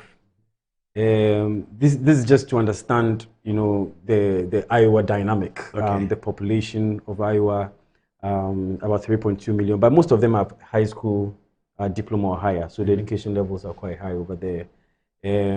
It's a mostly white population, 89.8, and that's why a lot of people argue that, well, let's not end this yet. Let's wait to get to more diverse communities in America, in America to see how representative the voting is. This is also mostly white, 92.6, very high. So that is the argument that a lot of people, the problem that they have with the primaries, because they believe that the early states have too much power over the later states. Meanwhile, they sort of set the momentum. Yes, they set the momentum. Meanwhile, they are not as representative of America as it is. Okay. And that's why people are saying, well, Trump shouldn't get too far ahead of himself. You should wait for Super Tuesday. You should wait for Super Tuesday. And also the larger election against the Democrats, because the demographic... The November election. The November election. Because the demographic dynamics in the US are quite shifting. So it's not a slam dunk. It's not a done deal. Okay. But these are the people, and he dropped out. That's the Indian American billionaire, very rich guy, Rick Ramaswamy, dropping out after Iowa. Ron DeSantis, Florida governor, very Trumpian in his outlook, but had to drop out after New Hampshire. And then we have the big man here, Chris Christie, who was... But Trump's vice president, he dropped out a long time ago, isn't it? Oh, yes, yes. He dropped out even before it's Mike Pence. Before everything started. Because, sometimes you look at the polls and you look at the money that you are getting. The elections cost a lot, just today, it was announced that Joe Biden has rigged in about 44 million. Donald Trump is in about 31 million serious cash that they have to spend on the election. So sometimes you look at the amount of resources you have and then you make your calculation and you know that, no, I can't really go far. So that's what happened to Mike Pence. Chris Christie was the only person who really was bold enough to challenge Trump among the Republicans, because you see, it's a culture war going on in the Republican Party, and Trump seems to have a hold on the party. And so the more Trumpian you look, the better for you. Or the less you attack him, the better for you in some respects. Yeah. But he was one of the few people who was willing to really go one-on-one against Trump and really attack him. Well, that didn't really work out for him, so he also dropped out. So for the first time, we actually have just two people left in the race, and we have a one-on-one race for the first time since this whole Republican presidential primary started. And so it is also another factor that people are talking about, that, well, let's wait and see, because previously we had a lot of people in the race going against Trump, and so maybe they were splitting their vote. Now, for the first time, we have a single candidate going against Donald Trump. Maybe that might change the dynamic, and that's why people are still holding out to see how this happens. Okay, thank you. I think that's good enough. And so would probably be on the ground at some point. Yes, we'll tell viewers that we'll surprise them with our coverage of the Super Tuesday. All right, can we take a short break now, and then we'll be wrapping up after that. It's been a quiet Thursday on Good Evening Ghana. I hope that you've enjoyed all the different aspects of the show. This is our last commercial break, and we'll be out of here. And we'll sign up for the weekend. We'll give you some text messages, though, after that. So stay tuned with us. We'll be right back after the break.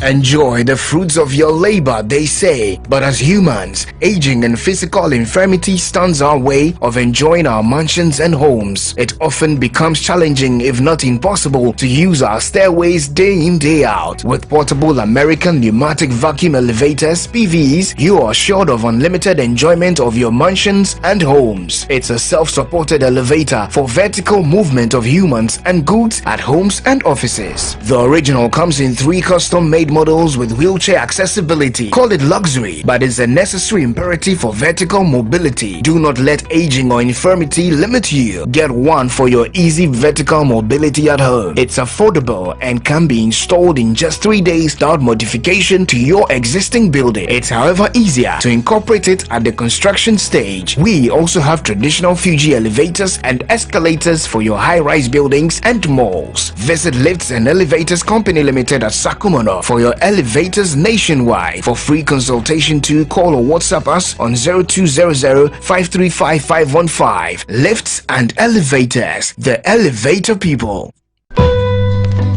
Discover the perfect blend of quality, modern elegance and affordability with Kingdom Home Real Estate. At Kingdom Home Real Estate, we cater to both local and international clients, offering exceptional housing options in Ebri and Ikropong. Our properties are conveniently located, providing a tranquil atmosphere, top-notch security, and essential amenities such as electricity, water, and backup generators. Our strategic locations offer easy access to popular tourist destinations, all within a 30-minute drive from Accra. Visit us in Ikropong right after the Latte Junction, or in Ebri near the Ebri Girls Senior High School. Alternatively, you can reach us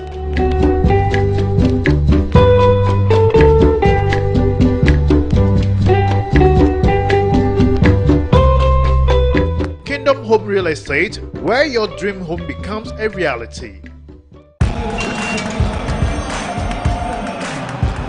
We are back bringing you the latest lineup from Betway. Betway starts strong with their front two with Free Play Friday and Swipe Bet. In the middle, you've got all the control with Cash Out and Build a Bet. Plus, with Win Boost, you can boost your sports bet. At the back, they have Smart Picks and the Partial Daily Jackpot. You always get way more with Betway. These adverts have been vetted and approved by the Gaming Commission of Ghana. Bet responsibly. No under 18. Terms and conditions apply. Betway. Get way more. Anti-cavity, gum protection, brighter teeth, and fresh breath. I'm a fair missy way. Pacho Bantama. Machasi.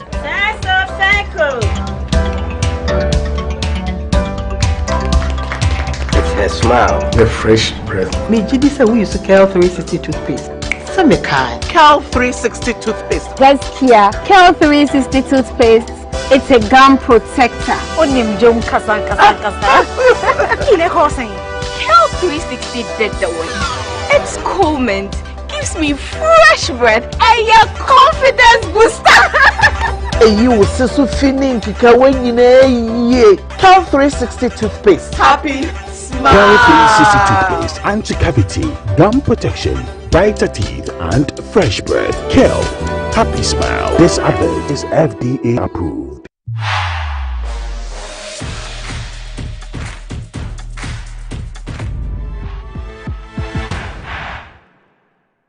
And I think Ernest Thompson, Michelle Stadium, of Fansa funeral. I said.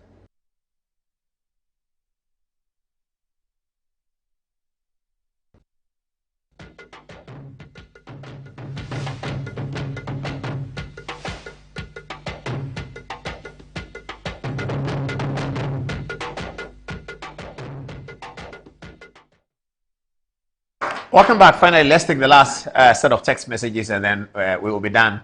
And wish you a happy weekend. Okay, what do we have? Fatih, what are people saying? Adams here says, good evening, Paul. The delay tactics employed by former President John Mahama in the selection of his running mate is nothing but a face-saving delay antics to see who Dr. Bawumia is going to choose in 2024.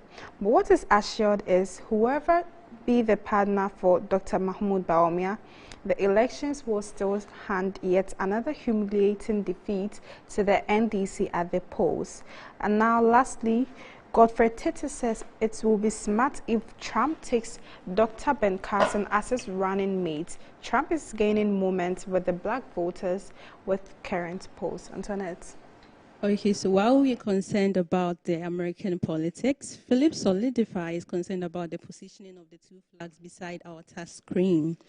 He says, Mr. Paul, you didn't place the two flags well. The NPP is a center-right political party, which means we are capitalist Democrats and we are right to the center, and the NDC is left to the center socialist party. So the NPP flag should change to the right side and the NDC flag to the left side.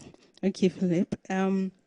Dove Maxwell, he says, did you know that John Mahama's West Corruption Perception Index performance, which is the CPI, was a score of 43 recorded in the year 2016, and that this score remains Akufo-Addo and Bawumia's best score under the CPI of Transparency International.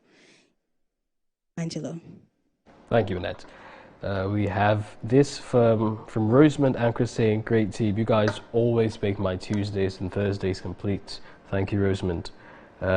Nelson says, these sports journalists complain too much, they're part of the problem. Anyway, Adam Kojo has an interesting contribution for us saying, good evening, Paulus.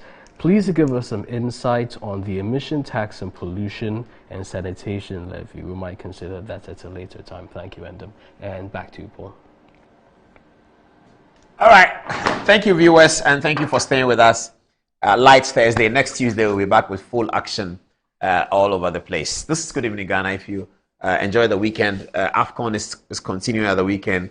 Our hearts are with Cote d'Ivoire and Nigeria, and one of them should probably win the tournament. But we'll be keeping an eye on Cape Verde. They're such a great team. Also, Angola, they play so well. All of that. Manchester United managed to scrape through a 4-3 victory after a 3-0 lead. They ended the game 4-3. At some point, it was 3-3, actually, until Ghanaian superstar Kobe Mainoo came up and finished it off. That's Good Evening Ghana for tonight. Thanks for watching and good night.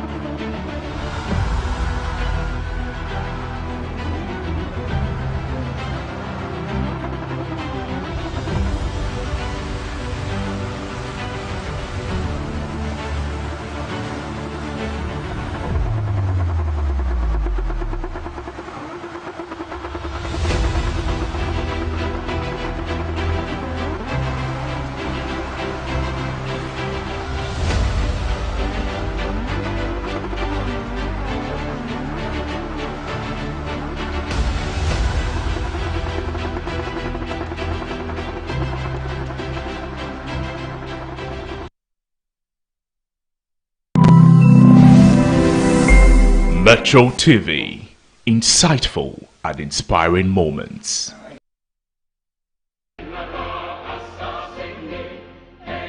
Mene kwaku owusu ajay pato abrasamadu katawiri wosobrobo mensa kwaku abridi abrada sumaya echimpani echimofra ere ajine be kasa problem e wo nyina ne say yetimi wo say problem wo manum na ye problems ne nkofo de ye business enti da bia kwan on person ye ne say on person problems ne ka ho na ma wadwe nya o say e betena be keka nsam e be ma otirimu aye ode de hia be bo my Ghana ho nkomo ene e ba be die ya bere obi aba no aba be ka ne de obi